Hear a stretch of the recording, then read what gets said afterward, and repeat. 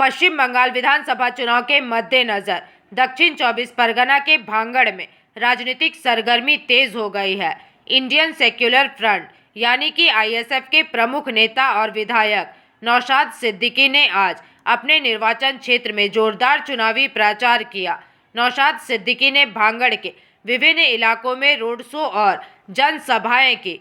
इस दौरान भारी संख्या में उनके समर्थक जय सिद्दीक और आईएसएफ के झंडों के साथ नजर आए। नौशाद ने स्थानीय ग्रामीणों से मुलाकात की और उनकी समस्याओं को सुना। चुनाव प्रचार के दौरान अपने संबोधन में नौशाद सिद्दीकी ने क्षेत्र के विकास, शिक्षा और स्वास्थ्य सुविधाओं को बेहतर बनाने का वादा किया है। उन्होंने सत्ताधारी दल और विपक्ष दोनों पर निशाना साधते हुए कहा कि भांगड़ की जनता अब बदलाव चाहती है और वे केवल विकास की राजनीति में विश्वास रखते हैं। चुनाव आयोग के निर्देशों का पालन करते हुए इस प्रचार अभियान के दौरान सुरक्षा के कड़े इंतजाम किए गए थे ताकि किसी भी अप्रिय घटना को टाला जा सके।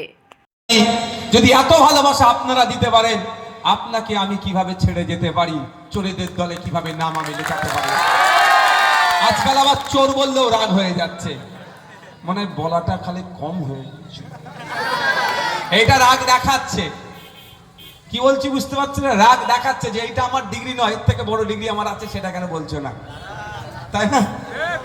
আমি কিন্তু ছেড়ে আপনাদের যাইনি বন্ধুগণ। আজকে আমার উপরে এত টার্গেট কেন? টার্গেট ব্যক্তি নওশাদ সিদ্দিকী নয়।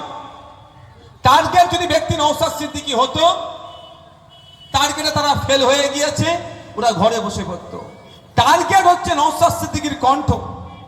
নওশাদ সিদ্দিকী তথা ইন্ডিয়ান সেকুলার ফ্রন্ট দলিত, আদিবাসী, হিন্দু, মুসলমান নির্বিশেষে মানুষের কথা বলে, ঐক্যের কথা বলে, সম্প্রীতির কথা বলে, অধিকারের কথা বলে, সচেতন হওয়ার কথা বলে, মূল স্রোতে ফিরে আসার কথা বলে।